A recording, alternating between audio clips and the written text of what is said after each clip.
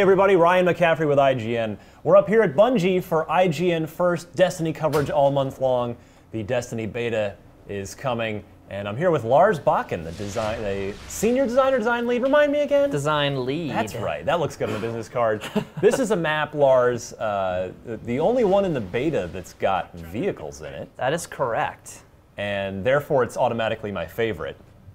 It's pretty damn fun, I have to say. So take us through here. What are the key points, key landmarks, and definitely give us a quick tour of these vehicles as well. Sure. So you're gonna notice there's actually 4 different vehicles on First Light. There's the Interceptor, which I'm looking at right now, which is our total beast tank.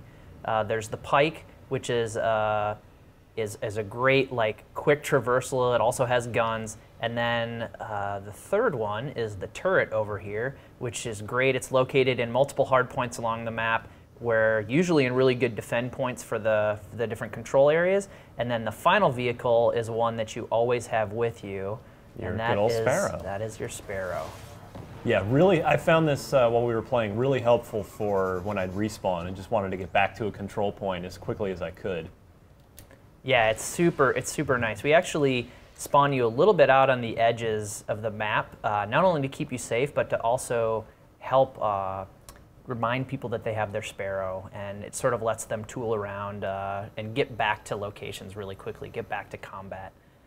So the first location we're going to be playing Control in the beta that I'll look at is the Sea Flag, and it's on the far edge of the map, near where you can see all the crazy hive activity has actually created these huge rifts in the tectonic plates on the moon. Like, it's totally getting ripped apart. You see that when you're flying in from orbit, which you saw on the intro, and that's how we identify this side of the map. It's completely screwing with the tides back on Earth as well. Absolutely, of course. You know it.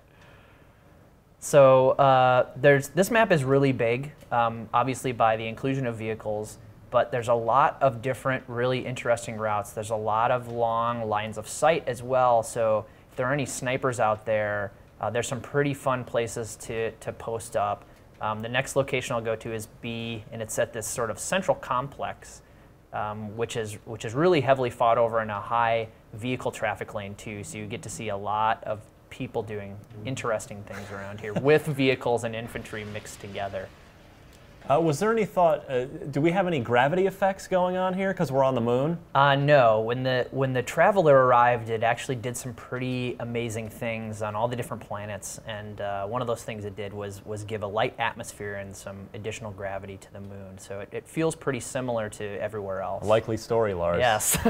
Magic, basically, is what I'm trying to say. So this, again, kind of feels like, it seems like most of the maps that we've got, the Crucible maps in the Destiny beta are all pretty well mid-sized maps. Is that fair to say? Yeah, this one's definitely our biggest. Actually, I would classify this as a large map, and part of that is having the vehicles. You've got some routes that take you around the far sides, and then there's a lot of play space on the exterior as well. And this is our A control point. It's inside a dome that's on the far side of the map. The interesting thing about A is that you have this viewpoint to people that are outside. So you can see if there are vehicles coming in, you can see if there are players coming in. We had an interesting thing happen in the alpha where someone was trying to take a control point. An enemy came through this window right here, started dancing, took the guy's attention away, and someone from his team came around behind him and meleeed him in the back. It was pretty cool. It's interesting distraction. Yeah, it works. It works. So can we expect multiple maps on the moon in the final game? What's you're what's the story? Fishing for more information. Of course, that's what we have. That's what we're here for. Well, like any destination in Destiny, you can anticipate seeing some things on all the locations. So I can neither confirm nor deny. But yeah. Well, I will ask you this. I mean, we saw in the other map tour videos, if you've been watching those or they're coming up later this week on IGN. That there are multiple times of day on each map. Does that apply here on the moon as well? That does apply here on the moon. So pitch black, dark at night version of this? Not quite. It's still going to be relatively bright, but the thing you'll notice is that the Earth is in different forms of shadow during the different times of day. That's the big notifier, but you will see the shadows be in different places, I'll give you a little hint right here. Interceptor versus turret. Normally turret kicks the crap out of interceptor unless the interceptor boosts into it and takes out in one hit. That's a pro tip right there. That's a pro tip. That first one's free here on IGN. Yeah, that's right. Plenty of room to roam. So I'm curious, why the decision, because I noticed this in the alpha, why can't we board enemy vehicles? Oh, that's interesting. I'm curious to hear the thought behind that. That's a great question. You're so mobile in Destiny. You know, not only are you faster, you always have sprint activate. You know, you always have the ability to activate sprint. You have these movement modes that push you up into the air. You're actually a lot harder to hit than you ever were in our previous games in Halo. And so the player is so much more mobile and so much more deadly, having grenades, having supers. There's all sorts of things you can do to vehicles that are always at your disposal. Supers obviously come less often, but grenades come back relatively frequently. Grenades do additional damage. All the vehicles are pretty open on the sides and the back, so you can shoot people out if you're good with precision weapons.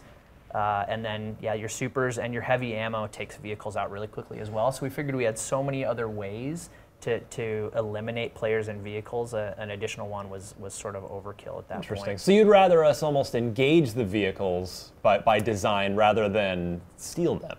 Yeah, and we do some pretty cool things too. Like when you kill someone out of a vehicle with a grenade, or even sometimes a super, an undamaged vehicle, you'll leave it there. You'll kill the player who was inside it, and now there's this. It's not pristine anymore, but there's an interceptor or a pike there for you to then go and, you know, you basically say, no, that's my toy. I'm taking it now. And we allow you to do that. So the Pike and the Sparrow are obviously one-person vehicles. Is the Interceptor a one-person vehicle as well? It is a one-person vehicle as well, unless you have a teammate stand on the front and dance while you're going around the map, which does happen sometimes. Can we look forward to multi-passenger vehicles in the final game? Oh, that's you know what? It's a great question, isn't it? It is a great question, and I'll not answer that. Dude, Lars doing what he does best. I'm terrible. Just dodging me, double jumping over my head. Well, that's a fantastic tour of this bad boy moon map. So we've got 5 total. We've got all the beta maps, and then if you stay tuned later in the month here on IGN, we might have a sneak peek at a map that you won't find in the beta that you'll otherwise have to wait to see in the final version. So Lars, thanks very much. Thank you. And for more on Destiny, keep it locked right here all month long. This is IGN First.